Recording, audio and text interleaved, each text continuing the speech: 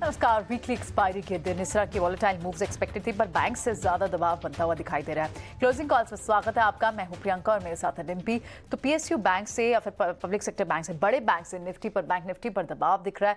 लगभग 450 पॉइंट्स की गिरावट आपको बैंक निफ्टी पे दिख रही है। बड़े बैंक जो दबाव बना रहे हैं उसमें एसबीआई, इंडसइंड बैंक और यहाँ तक कि private space bank like Kotak और एचडीएफसी बैंक भी शामिल है। और इनफैक्ट आज बैंक्स भी नीचे हैं और आईटी से भी सपोर्ट नहीं मिला।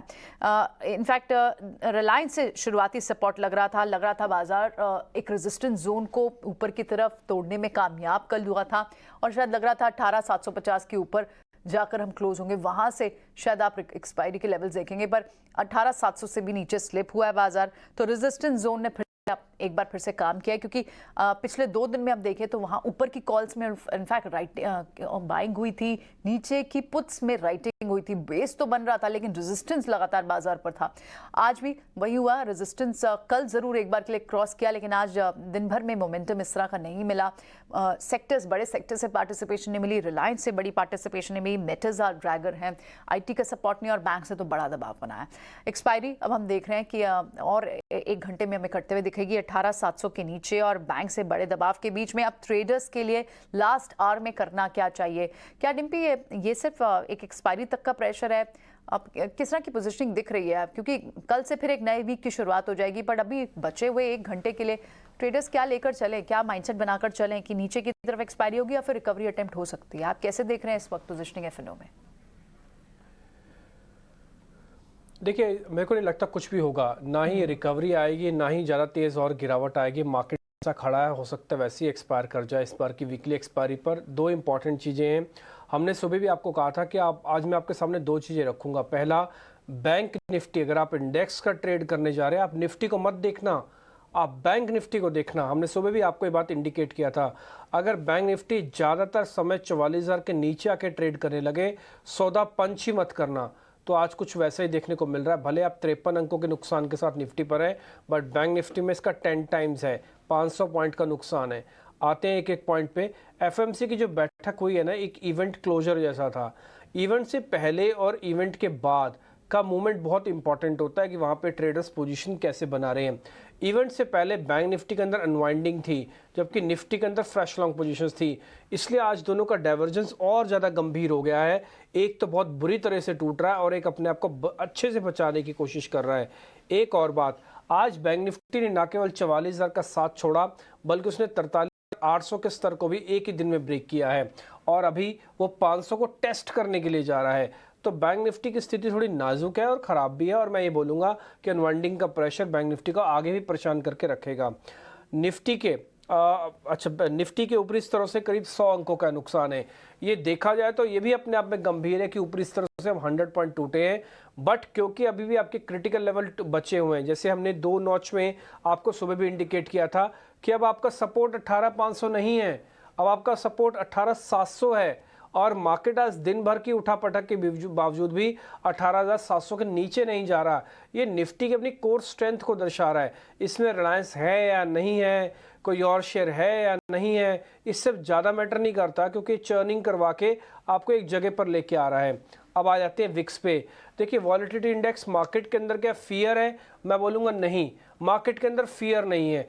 आप 500 पॉइंट टूट गए लेकिन उसके बावजूद भी फियर नहीं है। आप 100 पॉइंट नीचे आ गए अपनी हाई से, तब भी मार्केट के अंदर फियर नहीं है, क्योंकि वॉलेटिलिटी इंडेक्स आपको भी फियर दिलवा ही नहीं रहा। ये 11 के आसपास चल रहा है। एक और चीज़, एफएमसीजी, फार्मास्यूटिकल और ऑटो के अंदर खरीदारी है। आज सुबह सुबह अगर किसी ने पकड़ा होगा स्क्रीन को तो उसी से आइडिया लग गया होगा। हमने भी आपको नोटिस करवाया था कि पहले 10 शेयरों में सिर्फ फार्मास्यूटिकल और डिफेंसिव शेयर हैं, तो ये आपको आज का एग्रेशन नहीं देंगे, और आज मार्केट के अंदर कुछ कुछ वही हो रहा है। एफ&ओ के 7 शेयर एफ&ओ बैन में है। इससे ना उसकी जो कहते हैं ना कि उसकी जो बेचैनी, उसकी एंजाइटी है, वो साफ देखने को मिल रही है, क्योंकि बैन में 7 शेयर्स चले गए हैं। ये पोजीशंस अभी सेटल नहीं हो रही है, दोनों तरफ की कंफ्यूजन बनी हुई है। बैंक निफ्टी के 12 में से 11। पुट कॉल रेशियो खराब है। क्या बैंक निफ्टी ओवरसोल्ड हो गया इस गिरावट के बाद? तो उसका जवाब है नहीं, क्योंकि अभी बैंक निफ्टी 0.60 के आसपास चल रहा है पीसीआर फॉर्म में, और ये कम से कम 50 के नीचे जाएगा तब होगा। यानी कि 200-250 पॉइंट की गिरावट अभी भी बैंक निफ्टी में और आती है। बट आप ज़्यादा बैंक निफ्टी को भी शॉर्ट ना करें, क्योंकि रिस्क रिवॉर्ड के हिसाब से अभी उतना ठीक नहीं है। लॉन्ग टर्म वालों के लिए ठीक है, जो शॉर्ट करके बैठे हैं ऊपर पे और एक स्टॉप लॉस झेल सकते हैं 200-500 पॉइंट का, उनके लिए बैंक निफ्टी शॉर्ट अगर ऊपर की हुई है तो वो अभी काटे नहीं, उनको रिवॉर्ड बड़े मिल सकते हैं। ऑलराइट, तो आप ओवरसोल्ड अभी भी नहीं देख रहे हैं बैंक निफ्टी को, यानी बैंक्स पे जो शॉर्ट्स बने हुए हैं उनके लिए ज़रूर डिम्पी एक लेवल सा आप बात कर रहे थे। लेकिन इस बीच हमारे साथ हमारे एक्सपर्ट्स भी शो के बने हुए हैं। राजेश अग्रवाल हैं अपना बाजार पर फंडामेंटल नज़रिया देने के लिए, और साथ ही हमारे साथ बाजार पर एक टेक्निकल नज़रिया देने के लिए नागराज शेट्टी हैं हमारे साथ। दोनों से ही बात करते हैं। Good afternoon to both of you. पहले एक क्विक टेक्निकल व्यू ले लेते हैं। नागराज, अभी डिम्पी कह रहे थे कि ओवरसोल्ड हैं क्या बैंक्स, उन्हें अब भी नहीं लगते, तो क्या लगता है कि बैंक्स पे जो शॉर्ट पोजीशन है उसे अभी भी कैरी करेंगे आप इंडेक्स पे क्या व्यू बना रहे हैं, निफ्टी बैंक निफ्टी दोनों पे? जी हाँ, पहले बैंक निफ्टी का बात हो रही है तो बैंक निफ्टी में कमेंट कर। बैंक निफ्टी जो चार्टिकली एक लंबा रेंज बाउंड एक्शन के बाद आज एक डाउनसाइड ब्रेकआउट दिखने को मिला है। जो इमीडिएट सपोर्ट था उसका 10 एंड 20 डे में exponential moving average daily time frame में कई दिनों से, कई एक आध दो महीनों से वो सपोर्ट होल्ड कर रहा था। आज कंप्लीटली वो सपोर्ट दे दिया। ट्रेंड खराब है, डेफिनेटली ये डाउनसाइड ब्रेकआउट है। रेंज बाउंड एक्शन का कपल ऑफ लास्ट 2-3 हफ्ते का रेंज बाउंड एक्शन का डाउनसाइड ब्रेकआउट है। मेरे ख्याल से उसका एक नेगेटिव इंपैक्ट और भी थोड़ा रह सकता है। सो आगे वाले दिनों में निफ्टी से ज्यादा बैंक निफ्टी अंडर परफॉर्म कर सकते हैं। आगे वाले दिनों में और वीकनेस दिखने को मिलेगा। मेरे ख्याल से उसका नेक्स्ट सपोर्ट रहेगा अराउंड 43,000 42,700 तक आ सकता है। दूसरा निफ्टी, स्ट्रक्चरल निफ्टी अभी भी पॉजिटिव है, अभी भी इंटैक्ट है नियर टर्म ट्रेंड उसका, और देख सकते हैं कि हायर टॉप्स हायर बॉटम अभी भी ऑन द कार्ड्स है। जो आज का जो टॉप बना, आपका जो स्विंग हाई बना है अराउंड 18,794, हम कह सकते हैं कि नया स्विंग है, हायर टॉप भी कह सकते हैं इसको। और आगे वाले दिनों में 1-2 दिन का कंसोलिडेशन या छोटा सा डिक्लाइन एक्सपेक्ट कर सकते हैं। मेरे ख्याल से निफ्टी में 10 डे 20 डे में काफी अच्छा सपोर्ट प्लेस कर रहा है। और हम देख सकते हैं कि लास्ट 3 महीनों से, सॉरी 3 नहीं ज्यादा, मार्च अप्रैल से कंटिन्यूसली निफ्टी 20 डे ईएमए के ऊपर ट्रेड हो रहा है। आजकल लास्ट 2 हफ्तों से 10 डे ईएमए के ऊपर ट्रेड हो रहा है। सपोर्ट, इमीडिएट सपोर्ट तो है 10 डे ईएमए का अराउंड करीब 18,600 के आसपास रहेगा। उसके नीचे 520 530 से 18,530 के आसपास सपोर्ट रह सकता है। मेरे ख्याल से ये 2 सपोर्ट बैंड है, अच्छे खासे सपोर्ट बैंड है, उधर से एक अपसाइड बाउंस आने की गुंजाइश है।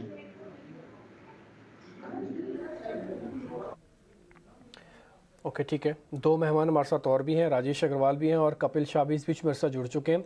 आप दोनों का भी बहुत स्वागत है। राजेश सर, एक बार आपका व्यू पॉइंट चाहिए। आप भी इंडाइसिस को भी ट्रैक करते हैं, तो एक बार बता देंगे आप कि आपका स्टांस क्या है अभी बाजार में? इंडेक्स को खरीदने से कितना रिस्क रिवॉर्ड ठीक है हमारा? क्या हम लेट हुए हैं? जिनको खरीदा नहीं है, जिन्होंने नहीं खरीदा है, उनके लिए तो रिस्क रिवॉर्ड खराब ही होगा ना। गुड आफ्टरनून डिब्बे जी, प्रियंका, मानसी, बाकी भी जो पैनल में मित्रगण है, सबको नमस्कार। आपने सही कहा कि इस वक्त अगर कोई नई खरीदारी करता है तो मुझे लगता है रिस्क रिवॉर्ड रेशियो फेवरेबल नहीं है। 18,887 जो पिछली बार का हाई है, ऑल टाइम हाई, उसे निकालने के पहले निफ्टी वॉलेटाइल रह सकता है, नीचे की ट्रेजेक्टरी देख सकता है। मैं 1-2 दिन की बात नहीं कर रहा हूं क्योंकि टेक्निकल्स मेरी फोरे नहीं है, बट फिर भी हमारे हाउस का जो एक रेंज है थोड़े मध्यम अवधि के लिए, वो नीचे में सपोर्ट 18,170 का है और ऊपर में रेजिस्टेंस 18,887 पार करने के बाद 18,950 का है। ये एक बड़ा दायरा है जिसके बीच में मुझे लगता है कि हो सकता है कि थोड़े उतार चढ़ाव के बाद निफ्टी नई हाई की तरफ बढ़ता हुआ नजर आए। पहला पड़ाव 18,950 का होगा। इस बुलिशनेस का कारण कई हैं। अगर आप देखें तो फेड ने जिस तरीका से अपने पॉज लिया है, ये हालांकि ये कहा है कि हो सकता है कि वो आने वाले दिनों में रेट टाइटनिंग करे इन्फ्लेशन को देखते हुए, और मार्केट भी अगर आप देखो तो सिर्फ 150-200 पॉइंट रह गया है अपने प्रीवियस हाई को क्वार्टर क्रॉस करने में। क्वार्टरली नंबर्स सारे अच्छे आए थे, मैक्रो अच्छा है, चाहे वो इन्फ्लेशन की पायदान पे देखो, चाहे आईआईपी के नंबर देखो। आरबीआई ने पॉज रखा 2 बार की मीटिंग में। बॉन्ड यील्ड्स डाउन है, रुपी स्टेबल है, एफआईआई की लगातार बाइंग हो रही है। विक्स 11 के आसपास चल रहा है। बाजार में जो गिरावट लास्ट 2-3 दिन में आई है उसके बाद भी विक्स में कोई बदलाव नहीं आया है, माने मार्केट उतनी टेंशन में नहीं है। और सबसे पॉजिटिव बात जो भारत के लिए है वो क्रूड का $72 के आसपास होना, क्योंकि भारत जैसा इम्पोर्ट प्रधान, आयात प्रधान जो देश है उसके लिए अगर क्रूड $72 के आसपास आता है तो आधी समस्याएं तो वहीं खत्म हो जाती है।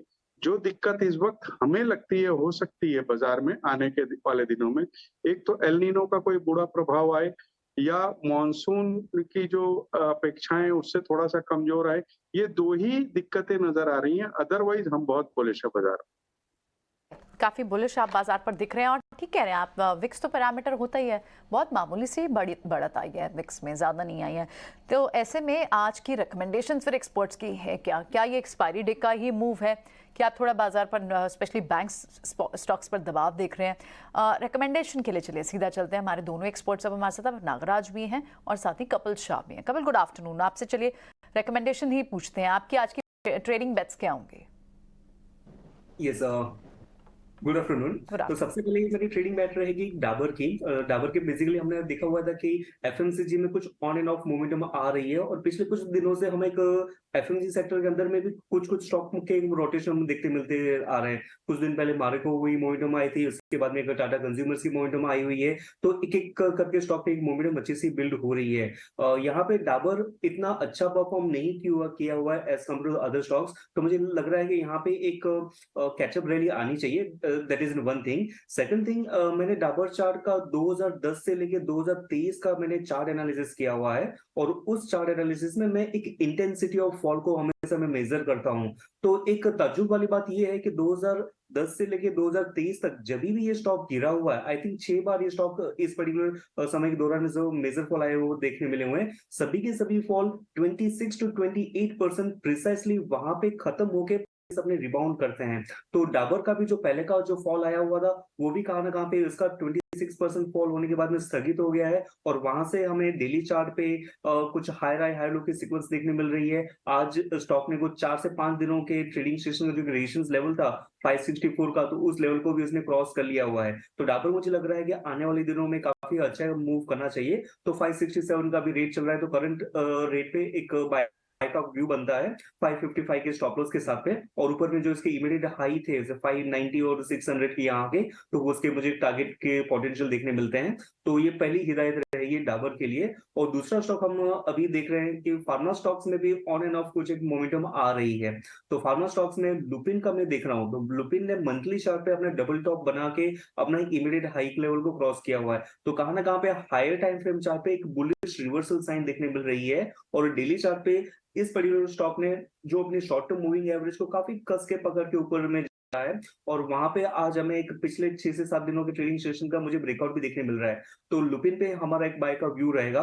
532 जो करंट मार्केट प्राइस है वहां पे बाय का रिकमेंडेशन रहेगा। 800 रुपए का स्टॉप लॉस रहेगा और ऊपर में 900 के यहाँ का टारगेट आएगा।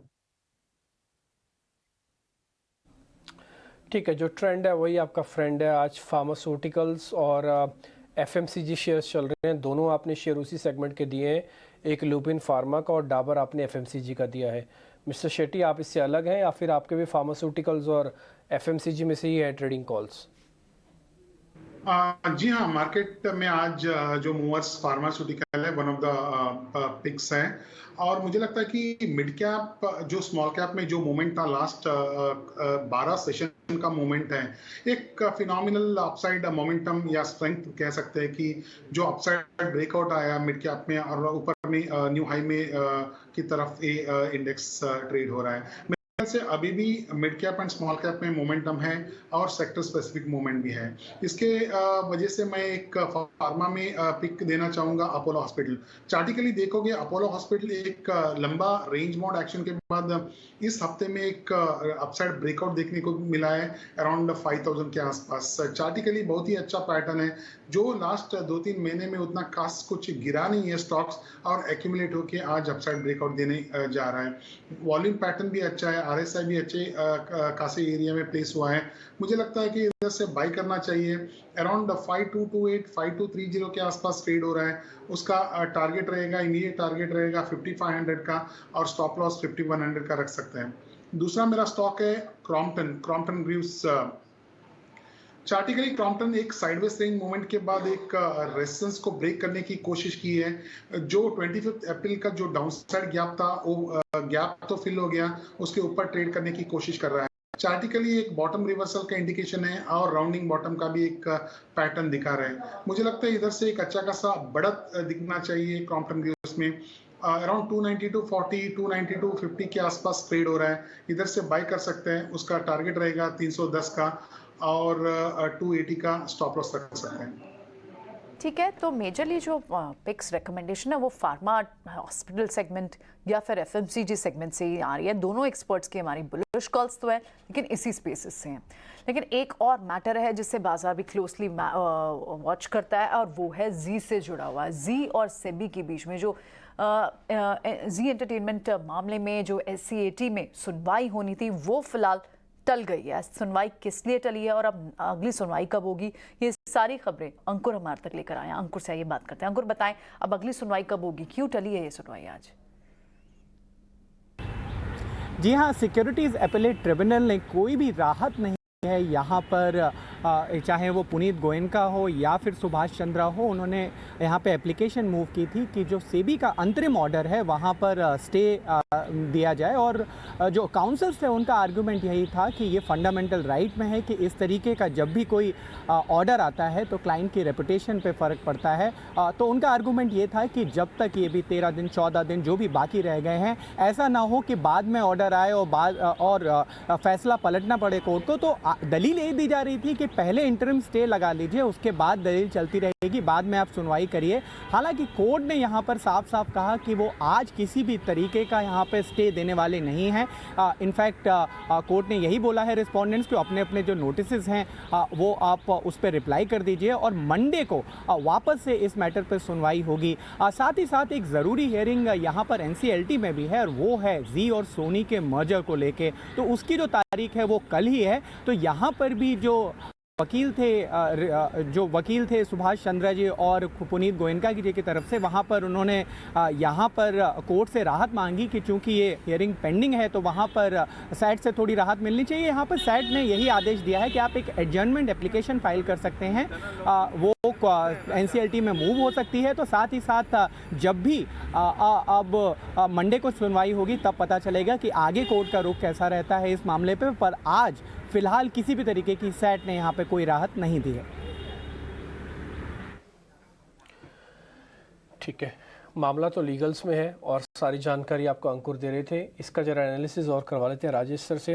राजेश सर, कई बार ना प्राइस को और बिजनेस को देखते हैं तो लगता है कि 187 रुपये में या 200 रुपये से नीचे में जी एंटरटेनमेंट क्या बुरा है, लेकिन जैसे लीगल्स वाले हम पछड़े देखते हैं तो लगता है कि नहीं, वास्तव में बुरा है, 187 में भी नहीं लेना चाहिए। तो आपका स्टांस क्या है, बिजनेस को देखें या फिर ये लीगल्स वाले मैटर्स को ज़्यादा गंभीरता से देखें इस समय? देखिए, बिजनेस की अगर पहले बात की जाए तो GEC सेगमेंट में एक अग्रणी स्थिति है कंपनी की, नो डाउट ऑन दैट। कई ऐसे सीरियल्स है जो टॉप के पायदान पे चल रहे हैं, और उस हिसाब से अगर वो कंटेंट वगैरह को देखकर वैल्यूएशन किया जाए तो ऐसे लगता है कि बहुत सस्ते हैं, आपके मुंह में पानी आ जाएगा इतने सस्ते वैल्यूएशन देख करके जब आप कंपेयर करते हो तो दूसरे लिस्टेड प्लेयर्स से। लेकिन फिर इस तरीके के जो पछड़े रहते हैं लीगल, वो मार्केट विशेषकर पसंद नहीं करता है, क्योंकि बहुत अनसर्टेनिटी रहती है, और इस वजह से मुझे नहीं लगता है कि इसमें कोई प्राइस एक्शन ऊपर की तरफ बहुत जल्दबाजी में नजर आएगा जब तक कि कोई क्लैरिटी नहीं आती है। तो इस वजह से हमने हमारे क्लाइंटों को भी इस वक्त अवॉइड की सलाह दी हुई है। मैं यहाँ भी यही कहना चाहूंगा कि जब तक कोई क्लैरिटी नहीं उभर कर आती है दूर रहें। लेकिन साथ में ये भी कहना चाहूंगा कि जब भी ये सोनी के साथ इनका मर्जर हो जाएगा, उसके बाद एक री-रेटिंग होगी स्टॉक की, वहां एक अच्छा पैसा बन सकता है।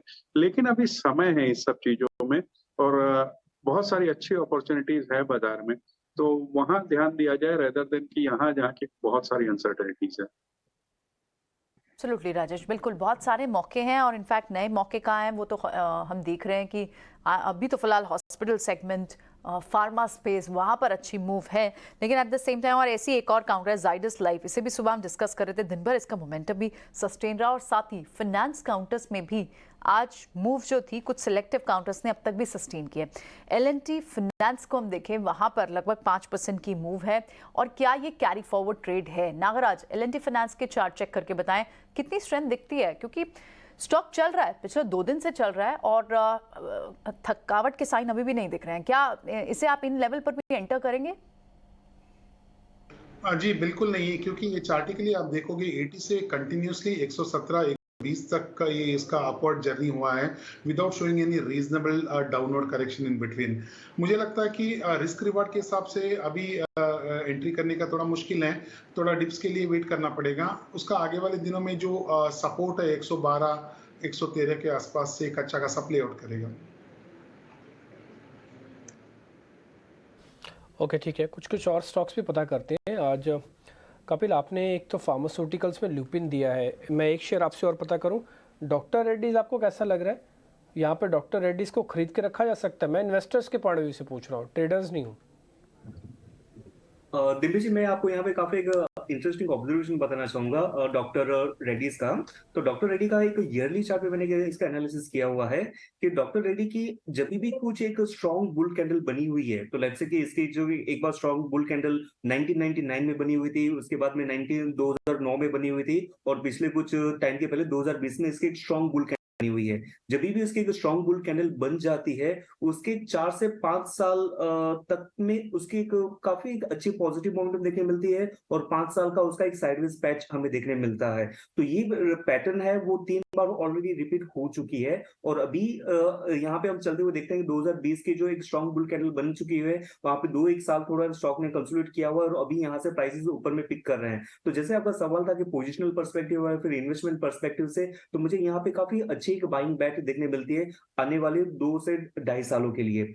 और यहाँ पे अगर मंथली चार्ट में, ईयरली चार्ट काफी बहुत बड़ा पर्सपेक्टिव हो गया और मंथली चार्ट में भी यहाँ पे मैं देखता हूँ तो स्टॉक प्राइस का जो करेक्शन आना चाहिए था वो आ गया था और प्राइसेस ने काफी लंबे टाइम के लिए अपने एक लोअर बैंड पे कंसोलिडेशन पैच बना के अभी थोड़ा सा ऊपर की ओर की मूव हमें देखने मिल रहा है। स्टॉक प्राइस का जो पिछले कुछ हफ्तों पहले एक काफी बड़ा करेक्शन आया था, वो करेक्शन हो जाने के बाद में भी स्टॉक ने अपना एक इमीडिएट सपोर्ट लेवल होल्ड किया हुआ है और आज वो स्टॉक ने ऊपर का मूव दे दिया हुआ है और जो गैप डाउन था वो आज फिल कर चुका है। तो ये सारे पॉजिटिव सिम्टम है, ये कुछ एक स्ट्रेंथ दिखाते हैं। तो हाँ, मेरे लिए ये बिल्कुल एक पॉजिटिव व्यू बनेगा कि आने वाले टाइम के लिए स्टॉक को बाय कर सकते हैं, ऑन डिक्लाइन 2600 तक उसको एक्यूमुलेट भी कर सकते हैं। डॉक्टर रेड्डीज आपको यहाँ से बड़ी मूव्स दिखती हैं और फार्मा स्पेस पे हम देख भी रहे हैं कपिल, बिल्कुल ये डिफेंसिव की तरफ सेक्टर बिहेव नहीं करता, अपनी खुद की एक सेक्टर भी चाल ये चल रहा है, जिस तरह की करंट बाजार का माहौल बना हुआ है। तो इसमें डॉक्टर रेड्डीज आपको एक अच्छी लॉन्ग टर्म बेट के लिहाज से भी पसंद आता है। लेकिन आज भी आप देखें तो कुछ बैंक्स थे और छोटे मझोले बैंक ही थे, ज़्यादा नहीं। सुबह तो फिर भी आपको बैंक ऑफ इंडिया और यूनियन बैंक जैसे बैंक में मूव थी और बैंक से ही आज प्रेशर आया। लेकिन कुछ फाइनेंस, लिमिटेड फाइनेंस काउंटर्स हैं, उन्होंने भी वो खड़े रहे, अपनी सस्टेन रही है उनकी मूव भी। उनमें से एक LIC हाउसिंग फाइनेंस भी है और इस स्पेस को तो हमने डिस्कस किया। लेकिन कुछ और बेट्स हम लेते हैं अब यहाँ इलेक्ट्रोड से, HEG और ग्रेफाइट, जहाँ लगातार कई दिनों से मूव बनी हुई है। आज HEG में लगभग 17% की मूव है, ग्रेफाइट भी 6-6.5% तेज है। ये दोनों चलते हैं तो एक टैंडम में चलते हैं और लगातार चल ही रहे हैं। नगराज, क्या आप प्रॉफिट बुक करने का समय इनमें आ गया है या अभी आपको लगता है कि मूव बनी रहेगी, इनमें होल्ड करेंगे अभी भी जिनके पास है? जी हाँ, काफी अगर इन्वेस्टर कोई अगर नीचे सर में बाय किया हो तो मेरे ख्याल से जरूर एटलीस्ट पार्शियल प्रॉफिट बुकिंग करना चाहिए। रीसेंट उसका प्राइस एक्शन आप देखोगे जो 1140, 1150 टू 1600, सो काफी बढ़ चुका है ऊपर के लेवल पे, मतलब नीचे के लेवल से। मुझे लगता है कि रिस्क रिवार्ड के हिसाब से थोड़ा कुछ डिप्स या डाउनवर्ड करेक्शन पॉसिबिलिटी है और मुझे लगता है एटलीस्ट पार्शियल बुक प्रॉफिट करना चाहिए अगर पूरा नहीं किया तो। डन। आज है 15 तारीख और 16 तारीख को एक मार्केट के अंदर रीस्ट्रक्चरिंग होने जा रही है FTSE और सेंसेक्स में। असल में इसमें कुछ बदलाव होने जा रहे हैं। ये बदलाव क्या है बताने के लिए मेरी सहयोगी आशीषा मेरे से जुड़ रही हैं। आशीषा बताएं, दोनों के अंदर ही, FTSE के अंदर भी और सेंसेक्स के अंदर भी। जी हाँ, MSCI इंडेक्स रीचेक के बाद कल सेंसेक्स और FTSE इंडेक्स का भी रीचेक होगा जो 19 जून से इफेक्टिव हो जाएगा। इनफ्लोज की बात करें तो करीब 150 टू 200 मिलियन US डॉलर्स का इनफ्लो एक्सपेक्टेड है। स्टॉक स्पेसिफिक एक्शन की भी बातचीत कर लेते हैं। Adani enterprises, Reliance industries, Wipro, PNB और बजाज फाइनेंस, ये कुछ कंपनीज है जिसमें इनफ्लोज एक्सपेक्टेड है।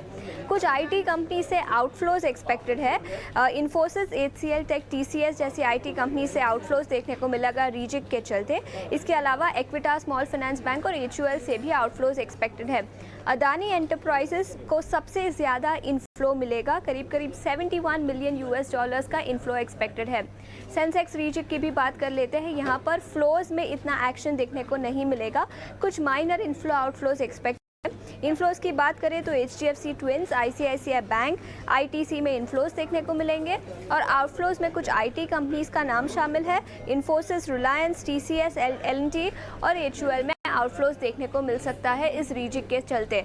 सो इस सेंसेक्स और FTSE रीचेक के चलते इन सभी स्टॉक्स पर फोकस रहेगा। इनमें इनफ्लोज आ सकते हैं, इसमें बड़े नाम हैं, कुछ रिलायंस जैसे नाम हैं और इनफैक्ट बजाज फाइनेंस, विप्रो जैसे नाम हैं। एक बार समझ भी लेते हैं क्योंकि रिलायंस की चाल अब चलनी शुरू हुई थी, 2-2.5% चला और उसके बाद आज भी फिजल आउट हुआ और बजाज फाइनेंस में तो मूव आई है पीछे। लेकिन अगर यहाँ से कपिल रिलायंस को एक बार वॉच आउट करना हो, इस रिपोर्ट की भी माने, अब तक जो रिपोर्ट एक बर्नस्टन की भी आई है, इनके एक्सपेक्टेड रेवेन्यूज़ पे उन्होंने बात की थी, कितना अपसाइड पॉसिबल है, उन सबको देखते हुए क्या कॉम्बिनेशन बन रहा है रिलायंस के लिए चार्ट्स पर? Yes, as a disclaimer, Reliance हमने एक आध दो दिन पहले ही एक हमारा ट्रेडिंग कॉल था हमारे इन हाउस में।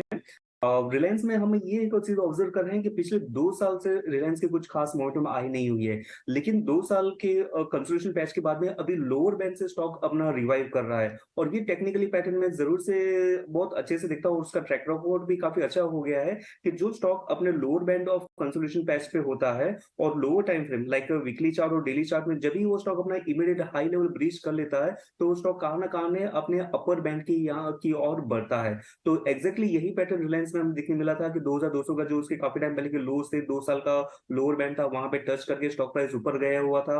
ऊपर जाने के बाद में जो उसका इमीडिएट हर्डल लेवल से कुछ 2430 के लेवल के अराउंड वो लेवल ब्रेकआउट करके रिटेस्ट करके अभी स्टॉक धीरे से ऊपर में उभर रहा है। तो मेरा यहाँ पे स्टॉक पे काफी एक पॉजिटिव सेंटीमेंट तो बनता है कि 2550 का लेवल चल रहा है, तो इसके जो इमीडिएट लोज थे हमारे 2500 2470 के आराम से, यहाँ पे हमारे एक स्टॉप लॉस सेट बनता है। ये स्टॉक में मोमेंटम काफी स्लो है, फ्लेवर में नहीं है, लेकिन ओवरऑल स्ट्रक्चर इसका ऊपर है, तो थोड़ा सा इसको टाइम देना होगा।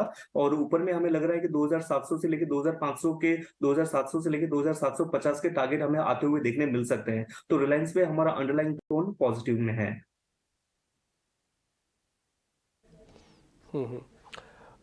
राजेश सर, ये अडानी ग्रुप के शेयर्स पर आपका टेक क्या है इस समय? सारी चीज़ों को गौर फरमा के बताइएगा। हाँ, पुराना हिस्ट्री के अंदर भी, उसके बाद पुल बैक भी आया, अब ये शीशा बता रही थी जो रीस्ट्रक्चरिंग होने जा रही है, उससे भी अडानी एंटरप्राइज के पास इनफ्लो बढ़ने के चांसेस हैं। और आज हम देख रहे हैं कि भले ही इंडाइसेस नीचे हैं लेकिन अडानी एंटरप्राइज के ज़्यादातर शेयर आज ऊपर हैं। तो एक बार आपका टेक चाहिए, ये उन लोगों के लिए जिन्होंने अभी तक पोजीशंस नहीं ली है और उन लोगों के लिए भी जिनके पास पुरानी पोजीशंस पड़ी हैं। देखिए, वैसे तो हम लोगों ने इस वक्त जिस तरीके का माहौल बना पिछले कुछ दिनों से सबको पता है, वो रिपोर्ट वगैरह आने के बाद, तो वैसे कोई बाई की कॉल नहीं दी है। लेकिन अगर जो गिरावट हुई उसके बाद उसकी वैल्यूएशन वगैरह को देखा जाए और कंपनी के परफॉर्मेंस वगैरह देखा जाए, उस रिपोर्ट को दरकिनार रख करके सिर्फ कंपनी पे ध्यान दिया जाए, तो मुझे लगता है कि 2-4 कंपनियां इस पूरे ग्रुप में हैं जो बाय लिस्ट बनती है। बट ये ऐसे निवेशकों के लिए ही है जो थोड़ा सा जिनकी रिस्क एपेटाइट ज्यादा हो। उसमें 2-1 नाम गिनाना चाहूंगा, जैसे एक तो अदानी वेल्मर है जहां हमें वैल्यूएशन अच्छे लगते हैं कंसिडरिंग द उनके प्रोडक्ट प्रोफाइल जो है। दूसरा अंबुजा हमें बहुत अच्छा लग रहा है, तीसरा अदानी पोर्ट अच्छा लग रहा है। तो ये 3-4 कंपनियां हैं जो किसी की रिस्क प्रोफाइल अच्छी हो तो वहां पे निवेश कर सकता है। अदरवाइज दूसरे जो स्टॉक है वहां मैं एक बार थोड़ा सा अवॉइड की सलाह दूंगा। ठीक है, ऑलराइट। तो आप यहाँ पर अवॉइड की सलाह दे रहे हैं इन स्टॉक्स पर, ठीक है। लेकिन कुछ खबरें अब हम तक शरद लेकर आया है, डीलिंग रूम की गपशप है ये। आइए हमारा खास सेगमेंट देखते हैं।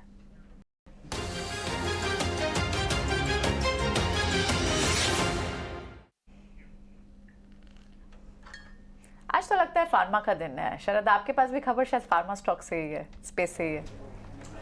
जी, आपने सही कहा प्रियंका, फार्मा स्पेस में जो है बज़ आ रही है और हमारी भी डीलर से बात हो रही है। ऑफ कोर्स थोड़ी इंस्टीट्यूशनल बाइंग तो देखने मिल रही है और चौतरफा बाइंग है, लेकिन इम्पॉर्टेंट बात ये है कि हमारे फोकस में रहने वाला दिग्गज कंपनी डॉक्टर रेड्डीज़, और यहाँ पे जो है एफआई बाइंग देखने मिल रही है। और यहाँ पे डीलर्स से हमारी बातचीत है और वो कह रहे हैं कि निप्पॉन म्यूचुअल फंड जो है यहाँ पे थोड़ी अपनी स्टेक को और बढ़ा रहे हैं और यहाँ पे उनकी भी बाइंग देखने मिल रही है। तो एक एफआई बाइंग हो रहा है और एक डोमेस्टिक बाइंग, दोनों देखने मिल रहा है स्टॉक में। और देखा जाए तो निप्पॉन म्यूचुअल फंड का लगभग 1% स्टेक ऑलरेडी जो है कंपनी में है। मार्च के क्वार्टर का फाइलिंग में दिखाया गया। और स्टॉक के मूवमेंट की बारे में बात करें तो एक मंथ के हाई लेवल्स पे है। कल देर रात जो है SEC फाइलिंग जो यूएसए में उनकी एडीआर ट्रेड होती है उसके फाइलिंग्स जो है एनुअल रिपोर्ट के वो भी कुछ इंपॉर्टेंट कमेंट्री भी हमने पिकअप की है वहाँ से, जो इंक्लूड करते हैं लगभग 2 से लेके 2 आउट ऑफ 4 जो ड्रग्स हैं उनके INDA की अप्रूवल आ गई है उनके जो US मार्केट्स के लिए। अभी INDA अप्रूवल क्या होता है, ये होता है इन्वेस्टिगेशनल न्यू ड्रग्स के लिए, तो इस पे भी इंपॉर्टेंट फोकस रहने वाला है। और प्रोडक्ट लॉन्च भी स्टार्ट हो गए और ये स्टार्ट हो रहे हैं उनके जो बड़े यूरोपियन मार्केट्स के अलावा जो छोटे देश है यूरोप में, जैसे कि ऑस्ट्रिया, चेक रिपब्लिक, पोलैंड, तो इसमें भी डिस्ट्रीब्यूशन पार्टनर्स जो हैं आगे बढ़ रहे हैं। और याद रखिए जो PSCI सेगमेंट है, मैनेजमेंट का कहना है कि यहाँ पे एक अच्छी स्ट्रेंथ देखने मिल सकती है क्योंकि वो टेक इन्वेस्टमेंट्स किए हैं लगभग फार्मा सर्विसेज और एक्टिव इंग्रेडिएंट्स के लिए। तो ये तो इंपॉर्टेंट थोड़े टेकअवेज देखने मिले हैं एनुअल रिपोर्ट के। हालांकि एनालिस्ट का मानना है कि इसमें ज़्यादा इम्पैक्ट नहीं देखने मिलेगा, लेकिन जो आज इंस्टीट्यूशनल फ्लो हो रहा है उस पर जो एक सेंटिमेंटली पॉजिटिव इम्पैक्ट देखने मिल रहा है स्टॉक में। ठीक है, करीब 2% ये शेयर ऊपर है। थोड़ी देर पहले हमने कपिल से इसके बारे में पता भी किया और बैक टू बैक अब आपने खबर भी बता दी है कि इसमें इंस्टीट्यूशन बाइंग हो रही है, वो भी FIs की हो रही है, तो ये अच्छी बात है।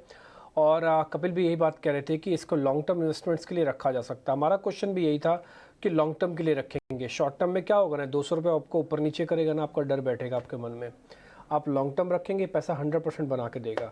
आगे बढ़ते हैं, 1-2 शेयर्स पे और आके ज़रा ट्रेड देखते हैं, चेक करते हैं कि कहाँ कहाँ पे पोजीशंस और ठीक बन रही है। भले ही आज मेटल्स का दिन नहीं हो, लेकिन मेटल्स में इतना भी ख़राब नहीं हुआ कि ये फिर से वीक हो जाए। एक बार मिस्टर शेट्टी आपका व्यू पॉइंट चाहिए, 2 शेयर चेक करना, एक तो है टाटा स्टील और दूसरा है सेल। इनमें कोई ऐसा स्ट्रक्चर का ब्रेकडाउन तो नहीं हो गया ना कि वापस ही नहीं आ पाए? ये हो सकता है आज रुक जाए, कल फिर आ जाए ऊपर। जी हाँ डिम्पी, टाटा स्टील अच्छा खासे पॉजिटिव मोमेंट में। आज का जो डिक्लाइन इतना कुछ नॉमिनल कंसोलिडेशन मोमेंट है, लास्ट 2-3 दिन के अच्छे खासे अपसाइड बाउंस के बाद एक कंसोलिडेशन मोमेंट है। मेरे ख्याल से ये कंटिन्यूएशन पैटर्न होना चाहिए और आगे वाले दिनों में और भी ये ऊपर जा सकते हैं। मुझे लगता है उसका नेक्स्ट जो रेजिस्टेंस रहेगा, जो पिछला गैप एरिया है अराउंड 118 का फॉर टाटा स्टील। और सेल के लिए आप बात करोगे तो सेल एक अभी भी लंबा कंसोलिडेशन के रेंज पे है। 200 डे EMA का जो बार बार हिट हो रहा है, अपसाइड ब्रेकआउट देने की कोशिश कर रहा है अराउंड 85-86 के आसपास। मुझे लगता है आज भी एक अच्छा खासा रिकवरी आया है लोअर लेवल से। आगे वाले दिनों में एक अपसाइड ब्रेकआउट दिखने को मिलेगा इधर से अराउंड 86 के आसपास। अगर अपसाइड ब्रेकआउट देता है, उसका नेक्स्ट जो रेसिस्टेंस बन सकता है अराउंड 90 का। चलिए, मेटल्स में इन कंपैरिजन अगर आप देखेंगे पिछले 2 दिनों से जितना आउटशाइन था आज उतना नजर नहीं आ रहा है। बावजूद इसके सेल जैसे चार्ट्स हैं जो कि अट्रैक्टिव इस वक्त दिख जरूर रहे हैं। अगर आप देखेंगे 86 तक के लेवल्स, इनफैक्ट 85 तक के स्तर तो आज ही देखे थे। 86 के बाद एक मेजर ब्रेकआउट जो है वो अटेम्प्ट होता हुआ दिखेगा, उसके बाद यहाँ से अप मूव नजर आएंगे। हमारी फंडामेंटल पैनल पर संदीप सब्रवाल जुड़ गए हैं, उनसे बात करते हैं और उनसे सीधा मेटल स्टॉक्स पर ही उनकी राय लेते हैं। संदीप, गुड आफ्टरनून, स्वागत है आपका 18 हाउस स्वदेश पर। पिछले 2 सेशन से मेटल में हमने अच्छा एक्शन देखा, लेकिन इस मजबूती पर भरोसा होना चाहिए या नहीं? संदीप, आपकी राय मेटल स्टॉक्स में इस वक्त जो फैक्टर्स आ रहे हैं, ग्लोबल कनेक्ट्स भी हैं, इनफैक्ट ये सेक्टर मेटल्स हो गए, IT हो गए, ग्लोबल कनेक्ट्स के साथ ताल्लुक रखते हैं। चाइना में जिस तरह के न्यूज़ फ्लोज आने शुरू हुए उसका एक असर था जो हमने देखा था। यहाँ से मेटल्स की चाल डोमेस्टिक मार्केट में आप कैसे देखेंगे? देखिए, एक्चुअल पिक्चर अगर आप देखें मेटल्स का तो प्राइसेस प्रेशर में है। अगर आप स्टील प्राइसेस देखिए चाइना में तो पिछले 1-2 महीने में ही 20% गिर गए हैं, पिछले 3 महीने में। डोमेस्टिक प्राइसेस भी नीचे आए हैं और साथ साथ रॉ मटेरियल प्राइस भी नीचे आए हैं, तो उससे कुछ फायदा होगा कंपनीज को क्योंकि कॉस्ट प्रेशर्स थोड़े कम होंगे। लेकिन ओवरऑल अगर हम देखें तो चाइना स्टिमुलस के चक्कर में थोड़े ये चढ़े हैं, लेकिन डायरेक्शनली पूरा जो कमोडिटी सेक्टर है स्पेशली मेटल्स का, उसका सिनारियो अच्छा नहीं है ज़्यादा। तो टेक्निकल बाउंस बैक ज़रूर हो सकते हैं, क्योंकि जब कंपनी स्टॉक्स बहुत ज़्यादा नीचे आ जाते हैं तो टेक्निकली ऊपर जा सकते हैं, लेकिन लॉन्गर टर्म इन्वेस्टर्स के लिए ऐसे कोई स्टोरी आज के दिन नहीं है। राइट, ठीक है, वॉच आउट करना होगा क्योंकि जिस तरह से चाइना में जो रेट कट्स हो रहे हैं, स्टिमुलस की भी बात हो रही है, तो ये स्पेस बजिंग तो है, बट ठीक कह रहे हैं आप संदीप, वॉच आउट तो करना होगा। सस्टेन कितनी रहती हैं ये मूव्स, आपसे चर्चा जारी रहेगी। लेकिन इस बीच एक और अपडेट, इनफैक्ट मॉनसून से जुड़ा हुआ जो बाजार काफ़ी वॉच आउट भी करता है। विश्व हमारे तक कुछ डिटेल्स लेकर आए हैं, कुछ रिसर्च लेकर आए हैं कि जब भी मॉनसून सीजन आता है, अल नीनो की साए में रहता है, ऐसे में डोमेस्टिक मार्केट्स पर क्या इम्पैक्ट पड़ता है, हिस्टोरिकली कैसे ट्रेंड्स रहे हैं, एक बार आइए विश्व मोहन से समझते हैं।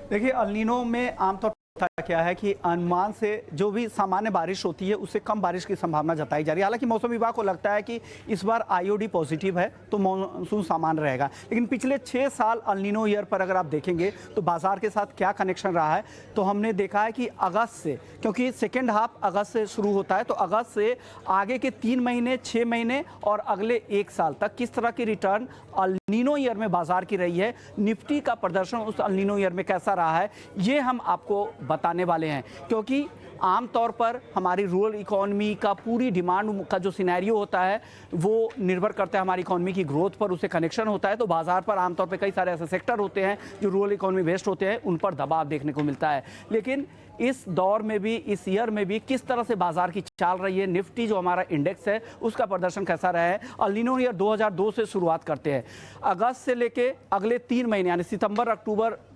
नवंबर तक का रिटर्न देखेंगे तो ये निगेटिव था मामूली, लेकिन 6 महीने 9% का रिटर्न दिया था उस दौरान। 1 साल में 1 साल में वो 6 महीने नहीं, 1 साल है जहाँ पर 24% का रिटर्न मिला था। 2004 और 6 की अगर बात करें तो 3 और 6 महीने में तो 9.5 से 10% मिला ही था और 1 साल में 11% का रिटर्न था। 2005 में सिर्फ 3, मैंने 2 बार अगर देखे तो 3 महीने में निगेटिव रिटर्न और 6 महीने में सिर्फ 1 बार, 1 साल ऐसा रहा जहाँ निगेटिव रिटर्न। लेकिन 1 साल का अगर प्रदर्शन देखे तो बाजार ने हर बार पॉजिटिव रिटर्न दिया है और बम्पर रिटर्न दिया है, और ये एक अच्छी चाल रही है। अल नीनो ईयर में भी बाजार पर असर नहीं हुआ है और इस साल भी मौसम विभाग को लगता है कि इस बार सामान्य मानसून की उम्मीद है, तो ऐसे में लग रहा है कि इस बार भी इस तरह की चाल की ही उम्मीद लगाई जा रही है। और अगर आपको डिफेंसिव मोड में भी रहना है तो ऐसे जो एक्सपोर्ट ओरिएंटेड सेक्टर है वहां पर रहने की एक्सपर्ट सलाह दे रहे हैं। ओके, ठीक है, यानी कि आप तो पूरी कैलकुलेशन ये बता रहे हैं कि जब जब बारिश कम हुई है बाज़ार उस समय थोड़ा और ज़्यादा तेज़ चला है, तो ये बात तो अच्छी है। और इस बार भी जब से मानसून प्रेडिक्शन आया है उसके बाद से बाज़ार में स्पीड आई है, इसमें भी कोई दो राय नहीं है। लेकिन हाँ, ग्राउंड चेक के हिसाब से अगर आप देखेंगे तो स्थिति अलग होती है, उसमें इन्फ्लेशनरी प्रेशर अलग होता है, वो अलग सब चीज़ें हैं, मार्केट के हिसाब से अलग चीज़ें हैं। अभी जो आप एनालिसिस हमको बता रहे हैं वो सब मार्केट से जुड़ा हुआ है कि एल नीनो आता है जिसमें कम बारिश होती है तो मार्केट उसमें अच्छी परफॉर्मेंस देता है। क्या ग्राउंड चेक वैसा ही होता है? तो वहाँ पे थोड़ा इन्फ्लेशनरी प्रेशर तो होता है क्योंकि सप्लाई चेन थोड़ी डिस्टर्ब हो जाती है। ठीक है, वो एक अलग तरीके से उसको कैलकुलेट होता है, ये एक अलग तरीके से, बाज़ार अलग तरीके से है, नॉन बाज़ार देश अलग तरीके से है। दिल्ली मुंबई से आप थोड़ा 200 किलोमीटर दूर चले जाओ, आपको बारिश का और बारिश की इंपॉर्टेंस का पता लग जाएगा कि फसल के लिए कितनी इंपॉर्टेंस होती है। खैर, मैं इस पर ज़रा चर्चा को गंभीर लूँगा नहीं, लेकिन संदीप जी से एक बात मैं ज़रूर पता कर लेता हूँ।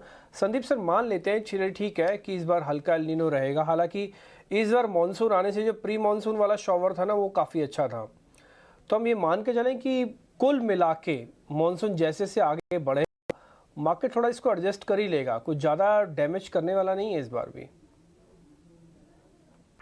देखिए, ज्यादा डैमेज होना नहीं चाहिए, क्योंकि वो ऐसे समय पे अगर थोड़ा फूड प्राइस का अपटिक होता भी है तो हम ऐसे समय पे ये हो रहा है कि जब एक्चुअली इन्फ्लेशन थोड़े नीचे आ रहा है और जो एक्सपेक्टेशन है उससे नीचे जा रहा है, तो इतना असर मार्केट पे शायद हो ना। दूसरी चीज ये है कि जैसे आपने कहा कि पहले बारिशें अच्छी रही थी और ज्यादा नॉर्थ वेस्ट पार्ट्स में जहाँ पे एग्रीकल्चर प्रोडक्शन काफी होती है, वहां पे एक्सपेक्टेशन है कि थोड़ा मानसून कम रहेगा और वहाँ पे सॉइल मॉइस्चर अच्छा है, तो इतना असर शायद शुरू के पीरियड की कम बारिश का ना हो।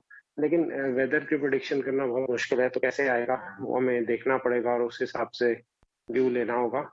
ओवरऑल मार्केट की पोजीशनिंग मेरे हिसाब से काफी ठीक है, तो इतना कोई कंसर्न की जरूरत नहीं है। रैशनल आंसर, सही कहा आपने। और इनफैक्ट फर्टिलाइजर, एग्री, कुछ तमाम प्लेयर्स हैं जिस पर तो नज़र होनी ही चाहिए। साइक्लिकल ट्रेंड यहाँ पर मॉनसून के साथ साथ तो आता दिखता भी है। और फर्टिलाइजर कैटेगरी में आज तो हम अच्छा खासा एक्शन भी देख रहे हैं, चुनिंदा शेयरों में काफ़ी अच्छी मजबूती है। लेकिन इस बीच जहाँ फार्मा की बात हम कर ही रहे हैं, सेक्टर ऑफ द डे आज कह सकते हैं फार्मा, हेल्थ केयर, डायग्नोस्टिक है। आज सुबह एक और स्टॉक का जिक्र हमने किया था, पॉली मेडिक्योर। जब इस स्टॉक को डिस्कस किया था ड्यूरिंग द मॉर्निंग ट्रेड, हमने देखा था कि स्टॉक ऑलमोस्ट 1070 के लेवल्स के आसपास ट्रेड कर रहा था। और इस वक्त अगर आप देखेंगे 1100 के पार जाता हुआ करीब 12% तक की तेजी। इनफैक्ट ये स्टॉक आउटशाइन कर रहा है, काफ़ी अच्छी मजबूती और बिगेस्ट इंट्राडे गेन्स पिछले 9 महीनों में। नागराज, पॉली मेडिक्योर के चार्ट से एक बार चेक कीजिए। पॉली मेडिक्योर आज शानदार अपसाइड ब्रेकआउट दिया है। आप उसका वीकली चार्ट देखोगे, एक लंबा कंसोलिडेशन था, ट्रेंड लाइन रेजिस्टेंस था, कंटिन्यूसली टैग किया लास्ट 2 महीनों में, और आज एक बड़ा ब्रेकआउट मिला है। ये टेक्निकल की को भी है कि हम लोग जान सकते हैं कि ये कितना स्ट्रेंथ रहेगा ये ब्रेकआउट में। मेरे ख्याल से अभी तो शुरुआत है, अपसाइड ब्रेकआउट है, आगे वाले दिनों में और भी ऊपर ये स्टॉक जा सकता है। उसका नेक्स्ट रेजिस्टेंस रहेगा अराउंड 1200 का। संदीप, लेकिन फार्मा स्पेस पे इस पूरे साल के स्टार्ट से ही कई ब्रोकिंग फर्म्स की रिपोर्ट भी आई हैं, इंडिविजुअल स्टॉक्स पर भी। इनफैक्ट क्या ये पूरे space as a whole EPS upgrade का केस बन रहा है? क्योंकि आप देखें तो यूएस प्राइसिंग सेल्स हो या फिर डोमेस्टिक ग्रोथ एक्सपेक्टेड हो, ये सारे कॉम्बिनेशन फार्मा स्पेस के लिए किस तरह के पिक्चर ड्रॉ कर रहे हैं? आप कितने बुलिश या फिर आपका क्या व्यू है फार्मा स्पेस पे? टेक्नोलॉजी कंपनीज जैसे होती हैं, उनमें हम पूरे सेक्टर को एक बास्केट में डाल देते हैं क्योंकि उनके ड्राइवर्स काफी सिमिलर होते हैं।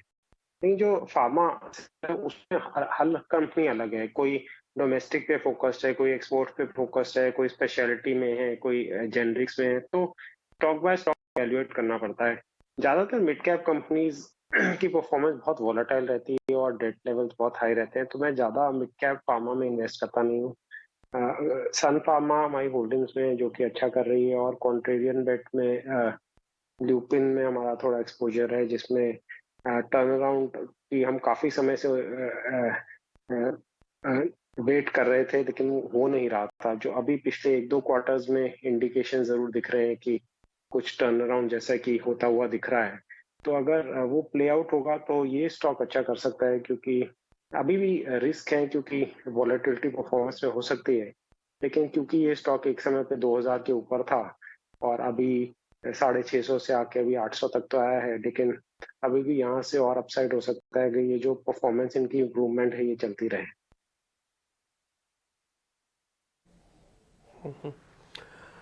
डन। अब थोड़ा और आगे बढ़ते हैं। मेरे मन में एक क्वेश्चन आता है, जरा एक बार आप बता पाएंगे उसके अंदर कपिल, बैंक निफ्टी को जो जिन्होंने आज शॉर्ट किया है, सुबह 44,000 के जैसे नीचे गया, मान लीजिए 43,800 पे भी शॉर्ट किया हो, वो अपने शॉर्ट को कैरी करके जाए क्या? ये 650 पॉइंट की गिरावट है आज में, हो सकता है कल 400 पॉइंट और भी मिल जाए, 43,000 तक आ जाए एक ही झटके में। कैरी करके जाए कि प्रॉफिट बुक करें? ओके, तो बैंक निफ्टी के अगर शॉर्ट पोजीशन देखते हैं तो नो डाउट आज के दिनों में काफी सारे, पहले तो क्या होता था बैंक निफ्टी में कि Kotak Mahindra bank, HDFC bank काफी कमजोर रहते थे और एक्सिस बैंक, आईसीआईसीआई बैंक काफी स्ट्रेंथ में रहते थे। लेकिन आज के दिन में तो चारों के चारों स्टॉक्स हमें नीचे गिरते हुए देखने मिल रहे हैं। लेकिन इन चारों स्टॉक की गिरावट की वजह से स्टॉक प्राइस के जो पहले के 2 टर्निंग पॉइंट्स में इंट्राडे के चार्ट पे देख रहा हूं, वो पहली 2 दफा स्टॉक प्राइसेस ने कुछ 43,400 के लेवल के यहाँ पे टेस्ट किया था और वहां से हमें बाउंस देखने मिला था। तो वो एक इंट्राडे का सपोर्ट लेवल बनता है और अभी भी इसी इंट्राडे सपोर्ट के लेवल पे चल रही है और निफ्टी भी एक इंट्राडे के सपोर्ट लेवल पे चल रही है। तो मेरा मानना ये होगा कि यहाँ पे इंट्राडे की जो शॉर्ट पोजीशन होती है वहां पे एक बार प्रॉफिट बुक कर लेना चाहिए, क्योंकि वो इंट्राडे के सपोर्ट लेवल पे है। कल का फ्रेश डायरेक्शन देख के हम फिर से एक फ्रेश आउटलुक ले सकते हैं, लेकिन आज के दिन के लिए इन शॉर्ट पोजीशन में हमें प्रॉफिट बुकिंग कर लेनी चाहिए। वाइज एक आउटलुक आपको मिलता हुआ। लेकिन इस बीच संदीप जी, क्या आप इलेक्ट्रोड्स और रिफ्रैक्टरीज इस सेगमेंट को ट्रैक करते हैं? आज सुबह एचईजी पर एक रिपोर्ट आई इनक्रेड की, और इस रिपोर्ट में एचईजी पर टारगेट इनिशिएट किए गए 2462 के टारगेट्स दिए गए हैं और इस वक्त अगर आप देखेंगे HEG इनफैक्ट ग्राफाइट इंडिया को भी पुल अप करना चाहिए 14% के अपमूव HEG के चार्ट्स में।